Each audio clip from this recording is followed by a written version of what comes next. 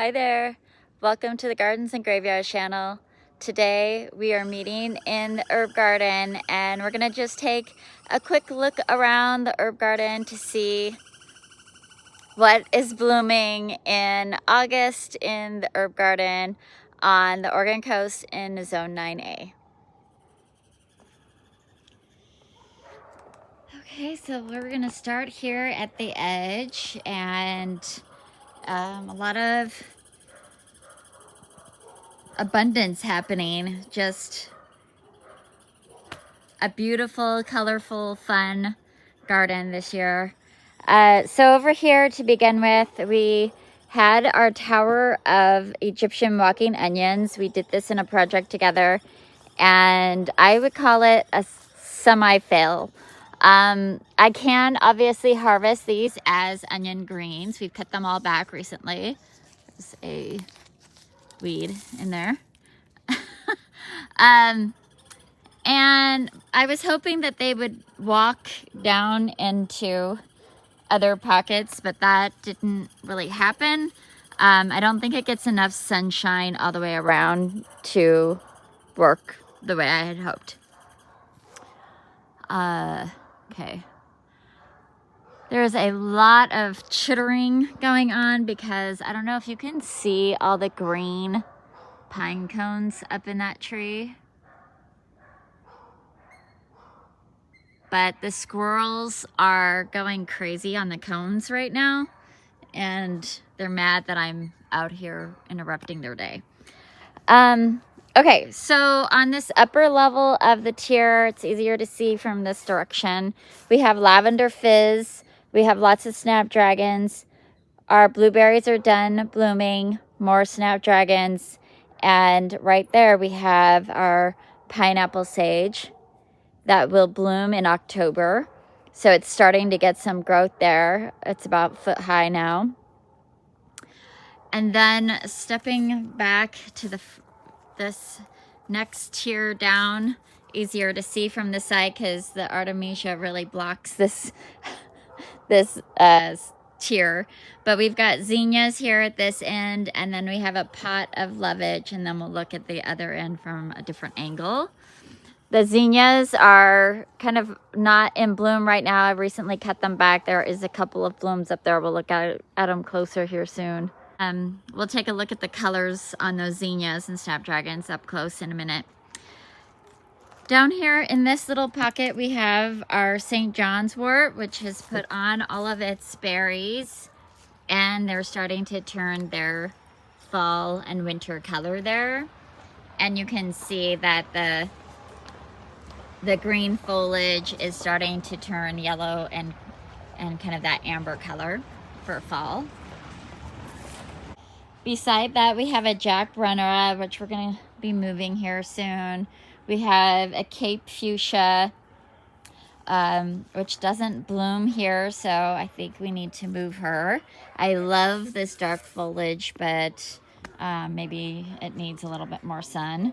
A little bit of cranesbill geranium still holding on, which is kind of fun to have that geranium color and foliage this late in the season. We do have our lavenders that have been blooming here and there, and we're getting ready to do a really fun project with all the lavender.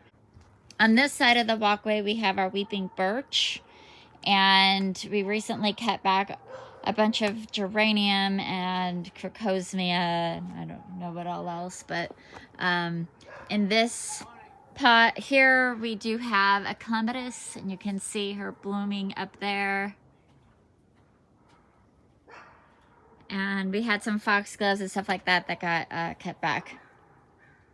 Then beside that, we have our tower of strawberries, which we've gotten a handful of strawberries off of this year. We haven't really fertilized it or been working with it very much other than to keep it moist. So it hasn't been as prolific as other years, and it may just be time to replenish the strawberries because they have to get rotated out every couple of years. All right, let's get into the herb garden beds. Of course, at the edge of this bed, we have the feverfews. We have a couple of different varieties. We've got kind of a traditional one, and then we have, I think this is like magic lime or something. Really beautiful, fun little flower. And then we had some calendula here that's going to seed. A big, beautiful display of the artemisia, looking gorgeous. And then we've got multiple different kinds of calendula growing in here, a yellow and orange. We've got the bronze beauty. We've got some coral sedum here, more of the yellow calendula. We've got a borage plant that seeded itself there, and then we have our mullein, which I'm super excited to have in the garden because I've been trying to get a mullein to grow in here, and this was my year. So hopefully this will seed and drop its seed and continue to grow more mulleins. On this side of the bed, we have a yellow yarrow. But then there's like these white ones, and I thought at the beginning of the season maybe they got mixed up, but this actually turns yellow, which is kind of wild to me. And then our lovage, and this blueberry is done as well. You can see that we have removed a bunch of foliage. So we had a ton of sedums. We still have a bunch to remove right here, and some vinca to remove, but we're going to be removing all of this ground cover, and we are going to be building a platform right here to hold all of our lavenders, and then we will create a succulent waterfall to come down alongside there, which I'm really excited about. So 2 new projects that are coming out, so make sure that you are staying tuned, you're subscribed, and you like these videos so that you are notified every time I post a new video, which is almost every single day, and you can watch us build that platform and learn about why we're doing it that way. Along the side of this terrace, we have stepping stones with pots on them, and all of those pots have mints, which I cut back a couple of weeks ago, and they've already flushed back nice and strong. Just a beautiful different kinds of mints. There's a chocolate mint, a mountain mint, a pineapple, no, that's a spearmint, I know there's a pineapple mint up there. I think there's a, what is that one? Something else. I don't know. Another kind of mint. Oh, it's a mojito mint. And then we've got a creeping thyme, a woolly thyme in that little yellow pot. We've got a strawberry pot full of sedums. We've got a creeping thyme in this blue pot, some more sedums. And then we have creeping thyme and some weeds in here. The clover tries to take over sometimes. And then let's start in this bottom tier and we'll walk our way up. Maybe, actually, yeah, I think that's what we'll do. This huge tall plant right here is a marshmallow, and it has the softest leaves. They're so, it's like a cashmere sweater. They're so soft. And then, of course, they're beautiful little blooms, these mallow blooms. This is the medicinal marshmallow, and it is the original like family of a hollyhock. So you could see kind of how they bloom, very much like a hollyhock, just a little bit more wild.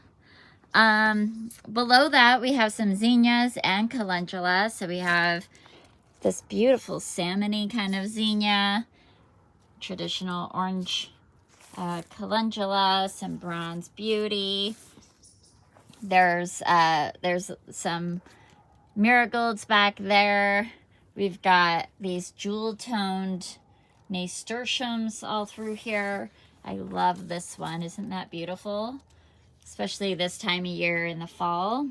Then we've got these big bright yellow heads of the Roman chamomile all through here. And we still have a couple of petunias hanging on. The, what was that? It's like a artemisia or something. It's succumbed to cold nights already. At this point, I'm letting my calendula go to seed. Well, some of them are going to seed. Like this, these are little green seeds. They'll brown up, and that's just their old petals. But these little green bits will brown up and become seed, and then they'll fall off, or I'll help crumble them. And I would just love to let the calendula sort of run wild in this garden among the herbs. All right, we're gonna step up to the next tier, and the first thing we have is your traditional chamomile, which smells so good. I've harvested quite a bit at this point. Again, this little patch right here is being left on there to go to seed, so it could reseed itself in here. We have purple culinary sage growing here. We've got verbena growing up here. And then we've got a white yarrow. This is supposed to be a white yarrow beyond that. And then at the very edge, kind of underneath the deck there, we have comfrey. And the comfrey is doing really good there. It doesn't bolt and bloom nearly as quickly as it did in full sun. It still has tons of foliage. It's like, that's the perfect place for it, because I wanted it in my garden, but it was kind of being a monster in other places. The next tier up, we have a little bit more calendula along the edges, and we have some echinacea in the back there. We've got the green twister, I think it's called. I think that's a black-eyed Susan. I don't know. I thought it was a coneflower. I'll see if I have a tag, but if it is a black-eyed Susan, I'm just gonna move it, and I don't know, maybe even if it isn't, I'm gonna move it and get a more obvious echinacea in there that doesn't look like our black-eyed Susans that we already have. And then there is another one right here that hasn't flowered yet. I don't know if it will, but maybe. It was completely covered with huge calendula plants earlier in the season, so I don't know. We also have garlic chives here. We do have some onion chives down there that are kind of being covered by the yarrow.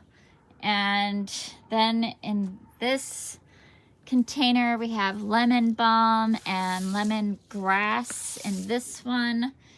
And then, I can't remember which one this is. Is this the spearmint? Oh, mint. I think that's just straight up mint, no special. Well, all plants are special, but I think it's just the species mint, because this one is more prone to powdery mildew than any of them, which is kind of a pain. I come in here and take that off. Anyway, lots of snapdragons still blooming their heads off. We've got lots of, you know, new growth with buds, and they haven't even bloomed yet, so we have quite the show still coming. Of course, this blueberry is also done. At the top of the hill, we have the rhubarb, and of course the smoke bush.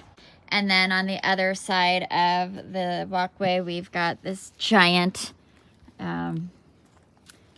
rosemary, which is super fun. And of course, the eucalyptus is right above us. So I'm just gonna pan back around this way and just kind of show you the herb garden from this direction. It's so fun to just kind of see everything, how beautiful it all is. Let's go step over there so you can see what the zinnias look like from up top and the colors on those snapdragons. So again, a quick little look here where we're going to be doing our lavender project. And then I want to make sure that there's like a walkway to this blueberry so that I can harvest blueberries next year.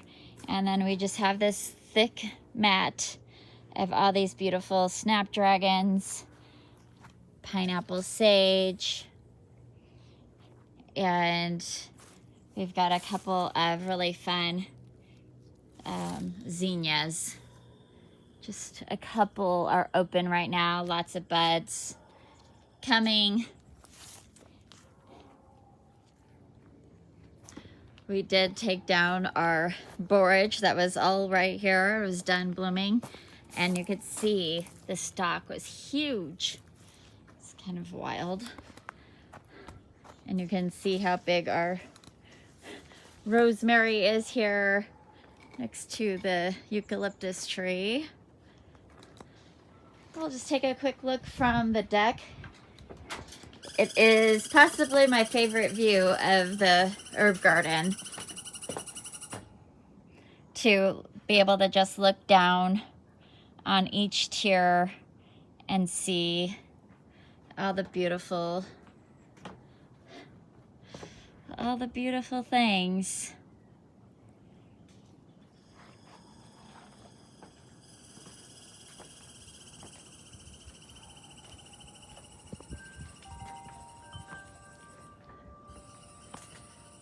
Isn't that just so lovely? All right, that's gonna be it for today's herb garden tour. It's a nice, cloudy, foggy, cool day. It's about 53 degrees and it's 90 in the valley. So that's why we're all kind of what we call socked in with fog. But it makes a really pleasant working day. And I hope that you are subscribed, that you like this channel, and that you comment below and tell me what you think of our herb garden, and follow along and see how things go with our lavender platform. I'd love to hear what you have to say about that project. So I hope you enjoyed this video. I hope that you're celebrating your life, and I will see you in the next video. Bye.